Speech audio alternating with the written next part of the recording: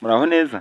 Uyu munsi tugiye kubereka uko wakura amayinite kuri Binance, bitandukanye no kuba wayabikuza akajya kuri Mobile Money. Tugiye kubereka uko wayakuraho akajya kuri Balance ukayaguramo paka. Uyafungura Binance yawe, ukande kuri aka gafureshi kari mu nguni y'ibumoso,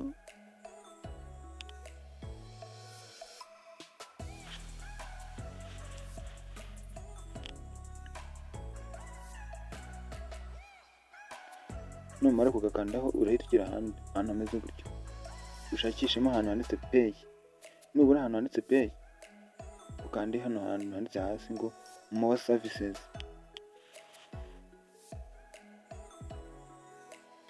More Services. Numara kwakanda kuri More Services, urahita ubona serivisi nyinshi cyane wemerewe gukora. Uramutse umanutse wagera kuri serivisi nyinshi cyane, ariko ntabwo muri izo serivisi dushaka. Turajya ahanditse ngo Pay, uhakandeho kuri Pay.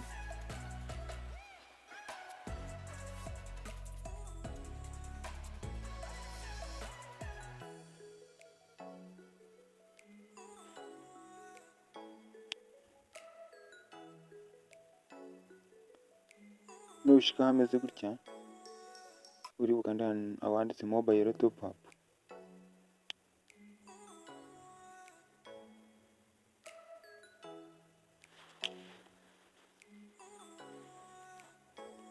Mobile Top Up.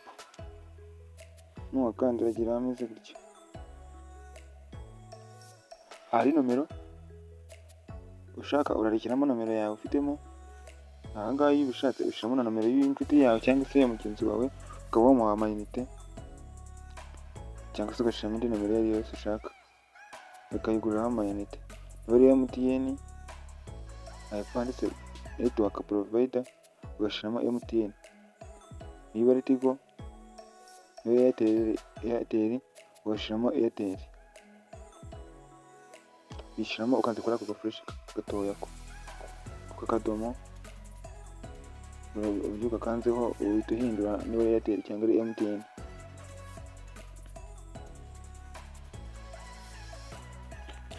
Icyitonderwa mbere yo kugura amayinite, ugomba kuba ufite USDT kuri Funding Wallet. Ucunge neza utaza kuba uzifite kuri Spot Wallet, ugomba kuba uzifite kuri Funding Wallet. Wallet yawe zifiteho zose ugomba kuyimura ukazitransfera kuri Funding Wallet. Ushoje ibyo ushaka kugura amayinite y'ijana baragusaba ama-USDT angana na 0.1. Amayinite ya 500 aragusaba ama-USDT angana na 0.45. Amayinite y'igihumbi bagusaba ama-USDT angana na 0.89. Amayinite ya 2 bagusaba ama-USDT angana na USDT 1.78. Aho amayinite ya 3 bagusaba ama-USDT angana na USDT 2.36. Amayinite y'ibihumbi 4 baguce USDT 3.55. Aha, ushoje ibyo kureba uko ibiciro bihagaze, urahitamo amayinite ushaka. Njyewe ndahitamo amayinite y'ibihumbi 3. Urakanda ku mayinite ushaka kugura. Ushaka kugura amayinite urakanda ku mayinite ushaka kugura.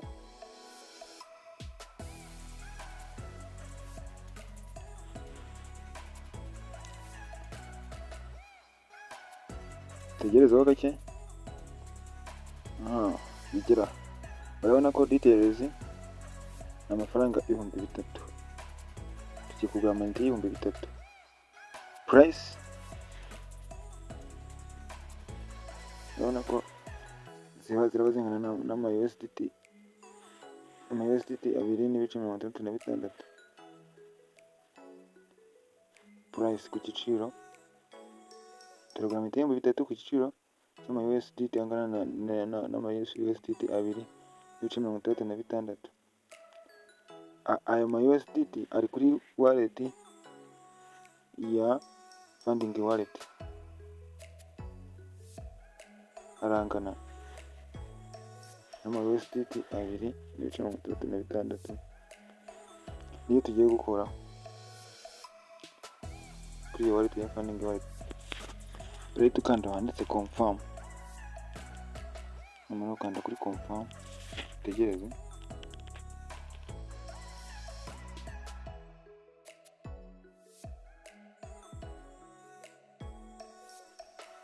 Tayari amayinite twamaze kuyagura.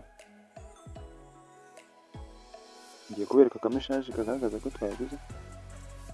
Kanze gato akameshaje kaze.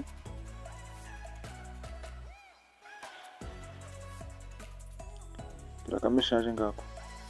Amayinite y'ibihumbi 3 dore nayo ngayo. Dore ngayo. Ngayo aho ngaho. Aho watunze agatoki.